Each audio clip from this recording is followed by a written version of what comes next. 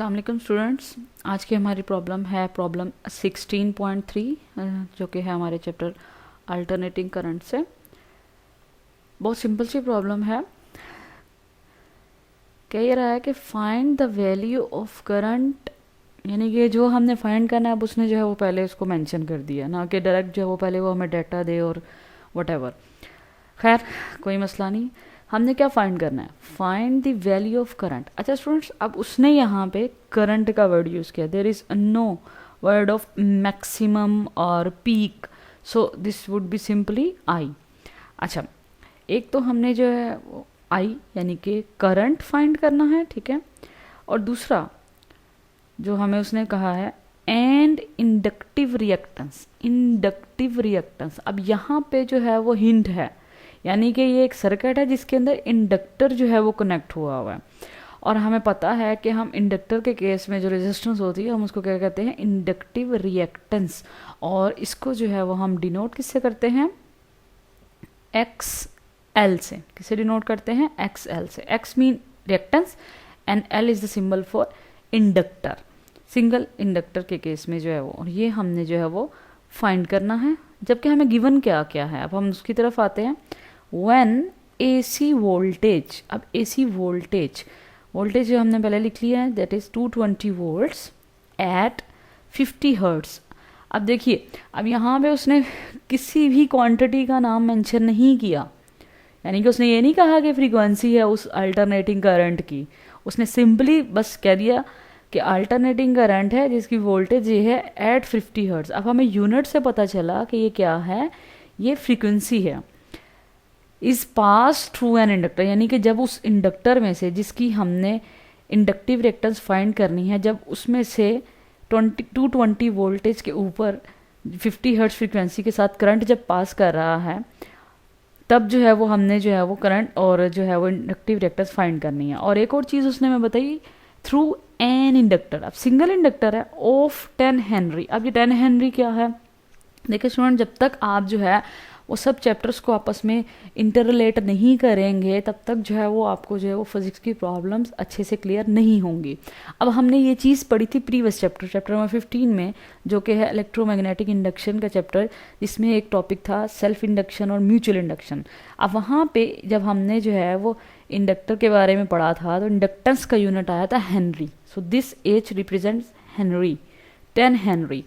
अब क्वेश्चन ये है कि क्या ये सेल्फ इंडक्टेंस है या म्यूचुअल इंडक्टेंस है। अब क्योंकि उसने क्या वर्ड यूज़ किया है, एन इंडक्टर। मैंने प्रीवियस प्रॉब्लम में भी आप लोगों को स्पेशली ये जो है वो बात रियलाइज़ करवाई थी कि डेटा को आप अच्छे से जो है वो समझने की कोशिश करें, आपके लिए न्यूमेरिकल प्रॉब्लम बहुत ही ज़्यादा ईजी हो जाएंगे। तो अब ये, क्योंकि यहाँ पे देखिए उसने अगेन कुछ नहीं बताया, उसने सिर्फ ये कहा कि through an inductor of 10 Henry. What it means कि एक इंडक्टर है जिसकी सेल्फ, क्योंकि एक सिंगल इंडक्टर है तो सेल्फ इंडक्टेंस होगी कितनी, 10 हेनरी। और हम सिंबल भी प्रीवियस चैप्टर में पढ़ चुके हैं, और सेल्फ इंडक्टेंस के केस में हमारे पास जो सिंबल होता है वो होता है capital L, so L is 10 Henry. I hope कि आपको यहाँ तक डाटा जो है वो अच्छे से जो है वो क्लियर हो गया होगा। ओके स्टूडेंट्स, अब सबसे पहले हमें उसने कहा कि find the value of current, लेकिन हम जो है वो अगर हमें वोल्टेज दी हो तो और रेजिस्टेंस के साथ हमें पता है होम्स लॉ के साथ जो है वो हम करंट फाइंड कर सकते हैं ना सिंपली, लेकिन इसका मतलब ये हुआ कि पहले हम करंट फाइंड नहीं कर सकते, हमें पहले क्या फाइंड करनी होगी, एग्जैक्टली इंडक्टिव रिएक्टेंस। तो सबसे पहले हम क्या फाइंड करेंगे, इंडक्टिव रिएक्टेंस। तो हम फार्मूला किसके लिए लिखते हैं, सबसे पहले इंडक्टिव रिएक्टेंस के लिए, ठीक है। तो आप यहाँ पे तो चाहे तो ये लिख सकते हैं कि पहले हम सॉल्व किसके लिए कर रहे हैं, फॉर इंडक्टिव रिएक्टेंस। अच्छा, अगर आप उस टॉपिक पे जाएं जो कि है AC through an inductor, simply सिर्फ एक इंडक्टर के केस में, तो वहाँ पे उसने मेंशन किया कि जो इंडक्टर के केस में रिएक्टेंस होती है वो होती है simply omega multiply by L. लेकिन अगेन वही बात आ गई कि हमें जो है वो डाटा जो है वो ओमेगा की टर्म्स में नहीं दिया हुआ, हमें क्या दी हुई है, फ्रीक्वेंसी। तो हम अपना फार्मूला भी चेंज करेंगे, तो ओमेगा किसके इक्वल होता है, 2 पाई एफ के इक्वल होता है। सो ओमेगा की जगह पे आ गया 2 पाई एफ और एल एज इट इज़ आ गया। सो यहाँ तक जो है वो ये फार्मूला हो गया। सिंपल सी कैलकुलेशन हम यहाँ पे करते हैं, तो 2 multiply by pi multiply by F कितना है हमारे पास 50 और सेल्फ इंडक्टेंस हमारे पास है जी 10। सो यहाँ पे 10 आ गया। तो स्टूडेंट जब आप इसको सॉल्व करेंगे तो हमारे पास एग्जैक्टली आ जाएगा 3140। अच्छा, अब यूनिट पे चलें तो क्योंकि मैंने अब स्टार्ट में भी एक बात की थी कि इट्स लाइक रेजिस्टेंस, लेकिन रेजिस्टेंस का वर्ड हम रेजिस्टेंस के लिए यूज़ करते हैं, इंडक्टर के लिए और कैपेसिटर के लिए हम इस चैप्टर में पढ़ चुके capacitive reactance and inductive reactance, reactance का वर्ड यूज़ होता है।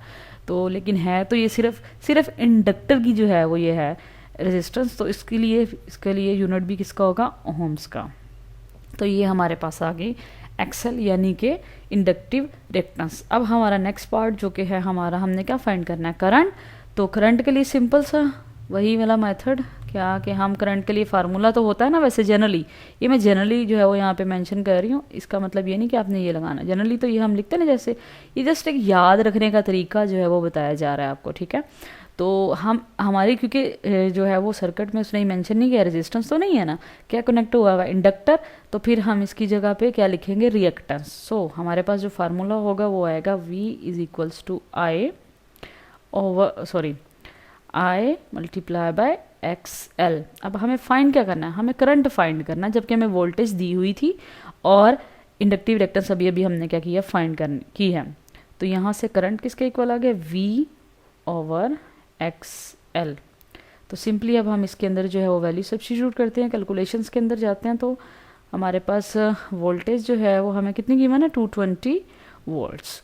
तो V की जगह पे हम वैल्यू पुट कर देंगे 220 और इंडक्टिव रिएक्टेंस अभी हमने स्टूडेंट फाइंड की थी, दैट इज़ 3140। तो ज़ीरो तो सिंपली ज़ीरो से कैंसिल हो गया, 22 को जो है वो आप 314 से जब आप डिवाइड करवाएंगे तो द आंसर विल बी 0.07000, जो कि हम जो है वो निगलेक्ट कर सकते हैं, दैट इज़ 0.07 एम्पेयर्स। और आप देख सकते हैं कि आंसर हमें जो है वो 0.07 एम्पेयर, एंड देन हमारे पास इंडक्टिव रिएक्टेंस का जो है वो रिजल्ट क्या था, 3140 ओम्स। आई होप के स्टूडेंट्स आपको ये प्रॉब्लम जो है वो इजी लगी होगी, और इस प्रॉब्लम में जो है वो कैलकुलेशंस और सॉल्यूशन इतना कोई मुश्किल नहीं था जितना कि इसकी स्टेटमेंट को अंडरस्टैंड करके डाटा लिखना जो था वो था।